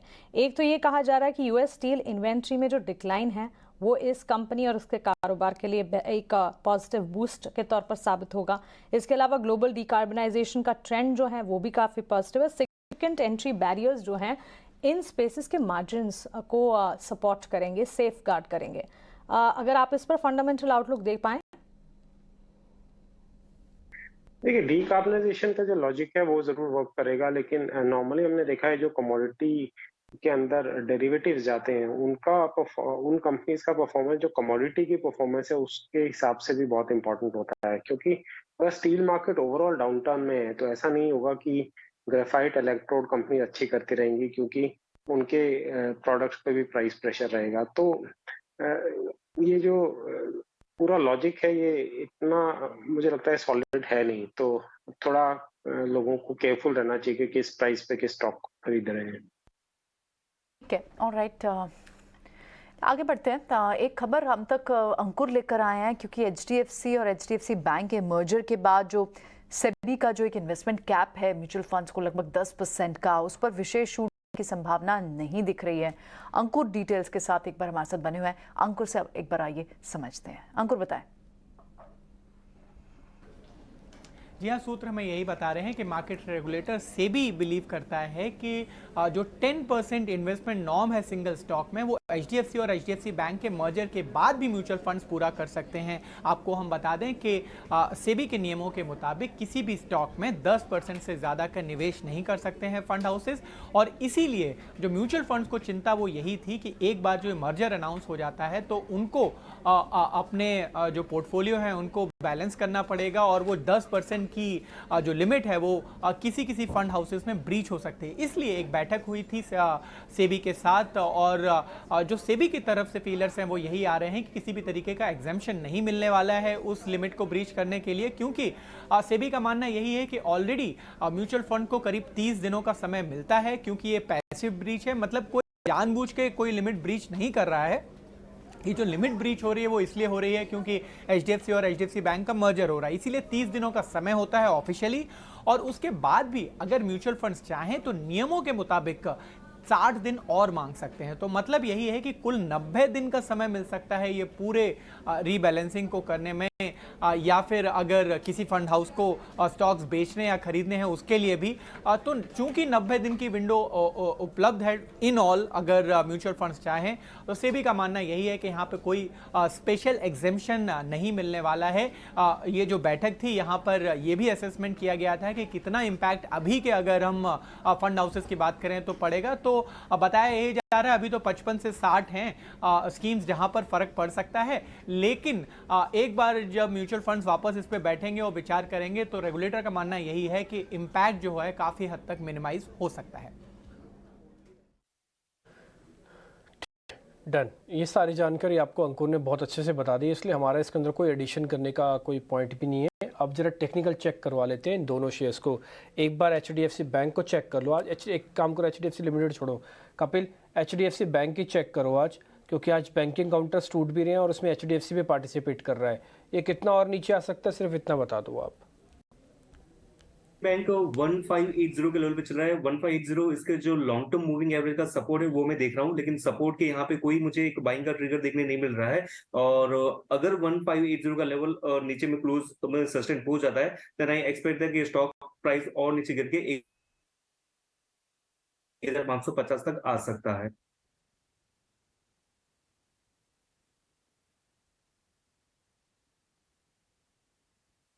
चलिए, ये राय इस वक्त आपको मिलती हुई खबर है HDFC ट्विंस पर, और इस खबर के बाद एक टेक्निकल आउटलुक भी आपके लिए। लेकिन कुछ और खबरें, थोड़ी देर पहले हमने आपको बताया था कि प्रधानमंत्री नरेंद्र मोदी जो हैं वो एक दौरे के लिए विदेश जाने वाले हैं और एक ड्रोन फैसिलिटी को लेकर भी अनाउंसमेंट निकल कर आ सकती है। सोर्सेज यानी कि सूत्रों के हवाले से इस वक्त भी कुछ खबरें जो कि आप अपने स्क्रीन पर इसी से जुड़ी हुई देख रहे हैं। जनरल एटॉमिक्स कंपनी से 31 ड्रोन भारत खरीदने जा रहे हैं। आपको पता ही होगा कि भारत किस हद तक स्वदेशीकरण को अब बढ़ावा दे रहा है, यानी कि डोमेस्टिक मैन्युफैक्चरिंग को बढ़ावा देने की बात हो रही है। इसी कड़ी में एक और एडिशन, और आपको बता दें जनरल एटॉमिक्स कंपनी से 31 ड्रोन एक न्यू एज टेक्नोलॉजी, और इस टेक्नोलॉजी का काफ़ी हद तक भारत में अब इस्तेमाल हो रहा है और कई सारे प्लेयर्स भी हैं जो कि ड्रोन टेक्नोलॉजी में कंपनीज स्टार्टअप्स लेकर आ रहे हैं। तो एक अपडेट आपके लिए सूत्रों के हवाले से। लेकिन चलिए कुछ और स्टॉक्स का जिक्र करते हैं। कल जब मिड कैप का सेगमेंट हम कर रहे थे, उसमें हमारे साथ हमारे एक्सपर्ट जुड़े थे राहुल, और उन्होंने ऑटो पर अपनी राय दी थी। जेबीएम ऑटो के चार्ट्स को पुल अप कीजिए। और कपिल, आपसे ही जानना चाहेंगे, इनफैक्ट पिछले 2 दिनों में ही एक खबर आई, कंपनी ने 3 इनडायरेक्ट होली ओन्ड सब्सिडरी का इनकॉर्पोरेशन किया। इस खबर के बाद भी स्टॉक में एक पुल अप दिखा, एक आउट मूव देखने को मिला अप मूव्स के साथ, और आज भी अगर आप देखेंगे 3-3.25% की तेजी जेबीएम ऑटो के चार्ट्स में। स्टॉक को एक बार चेक कीजिए और टेक्निकल राय दीजिए। यस, जेबी मोटो जिस तरह से अभी हम देख रहे हैं कि ऑटोमोबाइल स्टॉक्स काफी लाइमलाइट में रहा हुआ है, काफी अच्छी मोमेंटम देखने मिली हुई थी, और उसमें एंसिलरीज का भी रोल काफी अच्छा इंपॉर्टेंट प्ले हुआ था। तो जेबी मोटो आज तो ऑल टाइम हाई के लेवल पे चल रहा है, और उसका ओवरऑल स्ट्रक्चर काफी पॉजिटिव में भी रहा हुआ है। और वैसा भी नहीं, स्टॉक ने एक ही झटके में अपना ऑल टाइम हाई लेवल को हिट किया हुआ है, ऊपर गया हुआ है, थोड़ा सा रिट्रेस करके फिर से ऊपर में मूव किया हुआ है, जो एक काफी हेल्दी साइन है। तो यहाँ पे ऑफकोर्स एक पॉजिटिव अंडरलाइन टोन तो रहेगा ही। और ऐसे सारे स्टॉक्स में हम क्या करते हैं कि जो इसका इमीडिएट बेस है उसको हम अपना स्टॉप लॉस कंसीडर करके, लेट्स से कि 987 पे स्टॉक चल, उसका इमीडिएट बेस 908 910 के लेवल के यहाँ पे बनता है, तो वो पर्टिकुलर पॉइंट एक एज अ स्टॉप लॉस मान के हम इसके एक अपसाइड मोमेंटम के रैली को ट्रेंड करते हैं। तो यहाँ पे स्टॉक में व्यू तो पॉजिटिव ही रहेगा, थोड़ा बहुत रिट्रेसमेंट आ जाए 987 से 950 तक एक एक्यूमुलेशन जोन रहेगा इसका, 908 का इसका एक स्टॉप लॉस रहेगा, और ऑल टाइम हाई पे है। तो जब तक इसका स्ट्रक्चर डैमेज नहीं होता है तब तक हम इसको होल्ड कर सकते हैं, लेकिन एक ध्यान में बात रखने वाली है कि 910 का उसका स्टॉप लॉस रहे। जेबीएम ऑटो पे बात रही, लेकिन अब मार्केट बंद होने में बस कुछ मिनट बाकी हैं। आज का जो दबाव है उससे क्या फर्दर शॉर्ट्स कैरी करने चाहिए? क्या एसटी-बीटी ट्रेड्स रडार पर आ रहे हैं हमारे एक्सपर्ट्स के, या फिर कहीं रिकवरी ट्रेड्स के लिए भी बीटीएसटी करना चाहिए? नागराज बताएं, आपके क्लोजिंग ट्रेड्स क्या होंगे, कैरी फॉरवर्ड ट्रेड्स? जी हाँ, मेरे ख्याल से बैंक निफ्टी में शॉर्ट्स कंटिन्यू, इंडेक्स में शॉर्ट्स कंटिन्यू रखना चाहिए ये लेवल पे। और अगर नेक्स्ट सेशन में छोटा कुछ पुल बैक आता है तो भी सेल राइज अपॉर्चुनिटी रहेगा अराउंड इधर से अराउंड 43,700 750 एक स्ट्रॉन्ग रेजिस्टेंस बन सकता है, which is the mid part of the long bear candle. मुझे लगता है कि एक अच्छा खासा मौका है निकले, और भी एक निचला स्तर दिखने को मिलेगा बैंक निफ्टी में एक आध 2 सेशन में। कपिल, आपके क्या होंगे carry forward trades? Cement stocks काफी पॉजिटिव मोमेंटम में है। दाल भारत एक स्टॉक है जो पिछले 3-4 दिनों से काफी अच्छे मोमेंटम में आ रहा है, मूविंग एवरेज को सपोर्ट लेकर पे जा रहा है। तो दाल भारत में मेरा एक पॉजिटिव रहेगा, वो एक कैरी फॉरवर्ड कर सकते हैं करंट मार्केट प्राइस से हम। ठीक है, अदानी एंटरप्राइज करोगे कपिल आप बीटीएसटी? अदानी एंटरप्राइज में नहीं करूंगा। द थिंग इज दैट कि इन सारे स्टॉक का मोमेंटम कैसा है कि 1-2-4 दिन काफी अच्छे पिक करते हैं और उसके बाद में कंसोलिडेट कर जाते हैं। तो अभी तक अदानी एंटरप्राइज में मुझे कोई इतना खास ट्रिगर देखने नहीं मिल रहा है कि वो अपना कोई स्टॉक को रेंज ब्रेकआउट करे और स्टॉक के प्राइस को ऊपर की साइड की कुछ मुझे मोमेंटम आते हुए दिख रहे हैं। काफी टाइट रेंज से अभी ये स्टॉक गुजर रहा है, तो कोई ट्रिगर नहीं है बीटीएसटी के लिए। कल हमने आपको 2 शेयरों का कंपैरिजन दिखाया था, बिल्कुल स्क्रीन पर आधा आधा बांट के। पहला एक शेयर था जोमेटो और दूसरा एक शेयर था पेटीएम, और मेरे को मेहमान का नाम याद नहीं आ रहा, लेकिन वो कल बता रहे थे कि पेटीएम के साथ आप जा सकते हैं, जाना चाहें तो जोमेटो के साथ भी जा सकते हैं, बट पेटीएम के साथ आप चले जाएं। आज देखिए फिर से पेटीएम में परसेंटेज में भी ज़्यादा बड़ा गेन है और कन्विक्शन में भी ज़्यादा बड़ा गेन है। हालांकि जोमेटो भी चल रहा है, बट पेटीएम फिर भी अच्छी क्लोजिंग करके जा रहा है और अच्छा मोमेंटम दे रहा है। अब ये करीब 900 के आसपास पहुंच चुका है। पेटीएम वाला शेयर एक बार ज़रा दिखाएं स्क्रीन पे। यस, ये 4%, जबकि मार्केट के अंदर फॉल है। मिस्टर शेट्टी, पेटीएम में एक राउंड की शॉर्ट कवरिंग पूरी हो गई है या फिर अभी भी होना बाकी है, या 1000 पे ही जाके रुकेगा सीधा? मेरे ख्याल से अभी भी शॉर्ट कवरिंग कह सकते हैं, अभी भी बाकी है, वापस ऊपर जाने की कोशिश कर रहा है। एक लंबा रेंज बाउंड के बाद एक लास्ट 2 हफ्तों से हम देख सकते हैं लगातार एक strong upside week on week upside momentum दिखने को मिला है और उसका जो रीसेंट एक रेजिस्टेंस था 850 का उसको भी अभी तोड़ के ऊपर की तरफ जा रहा है। मुझे लगता है कि ये अपसाइड मोमेंटम कंटिन्यू रहेगा, उसका नेक्स्ट हार्डल रहेगा अराउंड 950 960 का। तो चलिए ये राय आपको बताती हुई, लेकिन दो और स्टॉक्स हैं कपिल, आपसे जानना चाहूँगी। एक तो डाबर के चार्ट्स को देखिए, हमने देखा है ये स्टॉक जो है आज ही ऑलमोस्ट 560 के लेवल से 569 के लेवल्स पर इस वक्त डेज हाई पर ट्रेड करता हुआ दिख रहा है। और दूसरा ऐसा ही चार्ट गोदरेज प्रॉपर्टीज का भी नजर आ रहा है, करीब 4% की तेजी, यहाँ तो 1566 के लेवल्स पर अच्छी मजबूती। क्या दोनों ही BTST के कैंडिडेट्स हैं आपके हिसाब से? कर सकते हैं। डाबर तो हमारा जो ट्रेडिंग आइडियाज था आज का, तो उसमें भी हमने शामिल किया हुआ था। तो डाबर का भी काफी अच्छा एक ट्रेड हमें देखने मिला हुआ है और इसके जो मार्केट के फॉल के बाद में भी उसने की जो ऊपरी लेवल थे वो स्तर पर ये स्टॉक होल्ड किया हुआ है। तो डाबर को ऑफकोर्स हम देख सकते हैं BTST के लिए और उसके ज्यादा समय अवधि के लिए भी। और गोदरेज प्रॉपर्टी हम देख रहे हैं कि रियलिटी स्पेस में काफी अच्छी मोमेंटम हमें देखने मिल रही है और उसके जो पिछले के कुछ हर्डल लेवल्स थे 1530 के लेवल के, वो हमें क्रॉस होते हुए देखने मिले हैं। और ये आज का जो अपसाइड मूव होने के बाद में स्टॉक प्राइस का जो रेजिस्टेंस लेवल है उससे भी अभी थोड़ी सी दूरी मेंटेन की हुई है उसने। तो priority wise Dabur first priority बनेगी और उसके बाद में गोदरेज प्रॉपर्टीज हम देख सकते हैं BTST के लिए। ओके। इस वक्त अगर बाजार में देखेंगे हम एक गिरावट का माहौल देख रहे हैं बैंक निफ्टी में, करीब 650 अंकों की गिरावट बैंक निफ्टी के चार्ट्स में नजर आएगी। इस वक्त अगर आप देखेंगे 43,426 के स्तर पर टुवर्ड्स डे लो बैंक निफ्टी ट्रेड करता है। निफ्टी के चार्ट्स को भी एक बार पुल अप करते हैं और देखते हैं, वहां पर भी ऑलमोस्ट 100 पॉइंट्स के डाउन ट्रेंड देखने को मिल रहे हैं। तो बाजार ऊपरी स्तर से एक गिरावट का मोड देखिए, दिन के निचले स्तर पर 18,683 के लेवल्स, 18,670 तक गया है नीचे निफ्टी। ठीक है, इस बीच कुछ और स्टॉक्स हैं मिड कैप स्मॉल कैप पर लगातार नजर रखें क्योंकि वहां काफी अच्छे मौके बन रहे हैं। अच्छा नागराज, ये ओलेक्ट्रा ग्रीन टेक काफी चल गया है, पिछले 6 महीनों में हमने देखा 70% तक के मूव्स दिखा दिए हैं स्टॉक ने, आज भी अच्छी मजबूती है। अब ये बाइंग तो अपॉर्चुनिटी दे ही नहीं रहा है, क्या किया जाए? जो एग्जिस्टिंग पोजीशंस हैं पार्ट प्रॉफिट बुक करने के बारे में सोचे या फिर डटे रहें? डेफिनेटली पार्शियल प्रॉफिट बुक करने के लिए सोचे क्योंकि जो मोमेंट ये स्टॉक ने दिखाया 750 से कब ऑलमोस्ट 950 तक कंटिन्यूसली कुछ भी बीच में एक डाउनवर्ड करेक्शन नहीं था। मेरे ख्याल से हायर रेंज पे है, ओवरबॉट रीजन पे है, थोड़ा कुछ डाउनवर्ड करेक्शन एक्सपेक्टेड है हायर लेवल पे, पार्ट प्रॉफिट बुक करना चाहिए।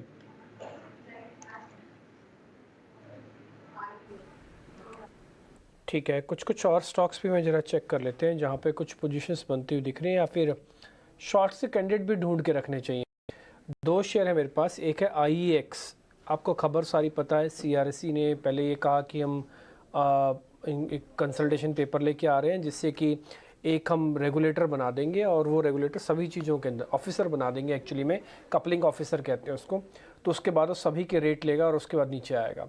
ये शेयर 124 पे आ गया, आज गिरते हुए मार्केट में अभी गिरावट कम कर रहा है। कपिल, एक बार मेरे को सिर्फ ये आपसे चेक करवाना है कि क्या ये शेयर अपना नियर टर्म बॉटम बना चुका है? अगर ये बना चुका है तो थोड़ा बहुत पोजीशन ली जा सकती है, जिसको हम कहते हैं रिस्की पोजीशंस। छोटा स्टॉप लॉस लगा देंगे बट रिस्की पोजीशंस लेंगे ताकि रिवॉर्ड बड़ा मिले। हाँ, पिछले कुछ मीन्स लेट्स से कि इस हफ्ते में हम स्टॉक का हम मूव देखते हैं तो पहले का जो मूव था वो काफी अच्छा था। उसके बाद में पिछले 3-4 दिनों में काफी अच्छी हमें गिरावट देखने मिली हुई थी। स्टॉक प्राइस की मोमेंटम जो हम देखते हैं कि एक अच्छे सपोर्ट लेवल पे तो है, लेकिन कहते हैं कि मोमेंटम ऑफकोर्स एक मिसिंग होगी क्योंकि सारी की सारी मूविंग एवरेज को नीचे ही चल रहा है। 119 का जो सपोर्ट लेवल था वहां पे मेजर डिप होकर प्राइसेस में थोड़ा सा रिबाउंड कर रहे हैं। रिबाउंड भी इतना कुछ खास नहीं है, लेकिन जैसे आप बोल रहे हैं कि रिस्की पोजीशंस, तो 119 का जो मीन्स ऑन क्लोजिंग बेसिस जो मैं 118 का मैं यहाँ पे स्टॉप लॉस देख रहा हूँ, तो वहां पे हम ट्रेड कर सकते हैं। But again it is will be quite risky positions, मैं पर्सनली तो प्रेफर ना करूं। And on the higher side इसके जो रेजिस्टेंस लेवल बनते हैं वो कुछ ना कुछ 128 130 के लेवल के यहाँ पे बनते हुए देखने मिल रहे हैं। 128 काफी नजदीक का लेवल हो गया, उसका नेक्स्ट बेस्ट इमीडिएट रेजिस्टेंस में देखता हूँ तो वो कुछ 133 का लेवल यहाँ पे देखने मिल रहा है। ठीक है, तो रिस्क रिवार्ड आपका 1:1 है तो छोड़ देते हैं आप कह रहे हैं कि IEX में आपका मन नहीं है 118 का एक स्टॉप लॉस लगाने, हम भी लीव कर देते हैं। वैसे हालांकि मेरे को इसमें एक ट्रेड दिखता है, लेकिन आपके कहने पर मैं इसको छोड़ देता हूँ। सीधा क्लोजिंग वॉल पे चलते हैं। प्रियंका, आपको बता रहे हैं आज की क्लोजिंग कैसे हो रही है। देखिए, आज क्लोजिंग ऑफ कोर्स दबाव के साथ हो रही है। बैंक्स ने कंट्रीब्यूट किया, पूरा दबाव बनाया। IT नहीं चले, मेटल नहीं चले, बैंक्स नहीं चले, एनर्जी में रिलायंस से कोई सपोर्ट नहीं मिला। हेल्थ, आज दो स्पेसेस जो क्लियरली आपको जिनमें अच्छी पॉजिटिविटी थी वो था एक फार्मा और health care. Positive in fact sectors की भी आप बात करें, जो सेक्टर्स गेन कर रहे हैं उसमें हेल्थ केयर सबसे ऊपर, फिर FMCG, कंज्यूमर ड्यूरेबल्स और माइनर आप फ्लैट टू पॉजिटिव आपको करते हुए ऑटो के कुछ काउंटर्स थे। एक्चुअली निफ्टी के अगर आप पहले 5 बड़े काउंटर्स देखें तो उसमें काउंटर्स कौन कौन से शामिल हैं? अपोलो हॉस्पिटल जैसे counter, Divi's lab, doctor Reddy, Cipla, इन सब काउंटर्स में आपको मूव दिखी। कुछ और दूसरे जो काउंटर्स थे, जो ऑल मार्केटिंग काउंटर्स का फायदा मिल रहा है, क्रूड डेरिवेटिव्स को जो फायदा मिल रहा है उसमें BPCL में फिर से आज एक मूव थी। लूजर्स कहाँ थे? आज बैंक्स ने दबाव बनाया। कौन सा सबसे ज़्यादा बैंक से जो वीक हुए? इंडसइंड बैंक जैसे बैंक हुए, SBI हुए, इनफैक्ट प्राइवेट पब्लिक सारे बैंक से आपको दबाव बनते हुए दिखाई दिया। और IT के कुछ काउंटर्स जिन्होंने और फर्दर प्रेशर किया, जो टॉप 5 में थे उसमें विप्रो जैसे काउंटर से एक्सपायरी डेट का ये मूव हो सकता है और इस वजह से भी आज इस बाजार में आप दबाव देख रहे हैं। बैंक्स चले नहीं और बैंक्स का बड़ा कंट्रीब्यूशन क्योंकि IT की निफ्टी में भी होता है और निफ्टी के जो बड़े पार्टिसिपेटिंग सेक्टर हैं उनसे कोई बड़ा सपोर्ट नहीं आया। लूजर्स में मिड कैप में आज कैसा एक्शन था?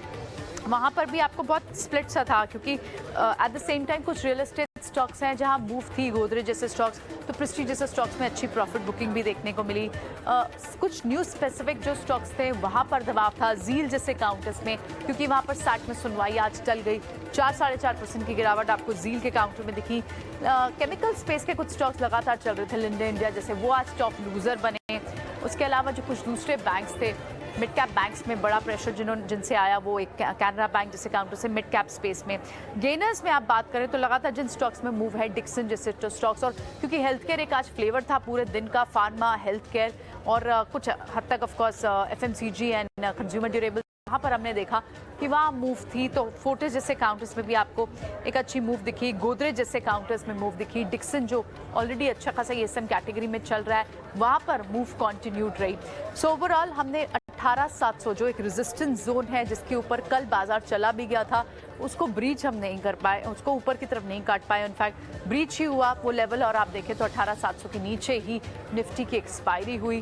बैंक से बड़ा प्रेशर आया, लगभग 600 पॉइंट्स का प्रेशर बैंकिंग इंडेक्स से आया और सेंसेक्स में आपको 300 पॉइंट का प्रेशर दिख रहा है। सो ये सिचुएशन तब है क्योंकि भारतीय बाजार थोड़े डीकपल्ड भी हैं US मार्केट से, ग्लोबल मार्केट से, तो स्ट्रेंथ की न्यूज़ थी, वहाँ से मिक्स क्यूज बाजार ने लिए, लेकिन क्योंकि अपनी एक चाल भी चल रहा है इंडियन मार्केट्स, तो आज क्लियरली आपको थोड़ा सा प्रेशर दिखा बैंक से ज़्यादा एक्सटेंड होते हुए। बैंक्स चल वैसे ही नहीं रहे हैं, PSU बैंक्स पार्टिसिपेट नहीं कर रहे हैं और आज थोड़ा बैंक से प्रेशर फर्दर एक्सटेंड हुआ और सपोर्टिंग आपको सेक्टर्स आज दिखे नहीं, ना मेटल्स से दिखे तेज़ी, ना जी पैक में एनर्जी रिलायंस जैसे स्टॉक से दिखी, ना IT स्टॉक से दिखी।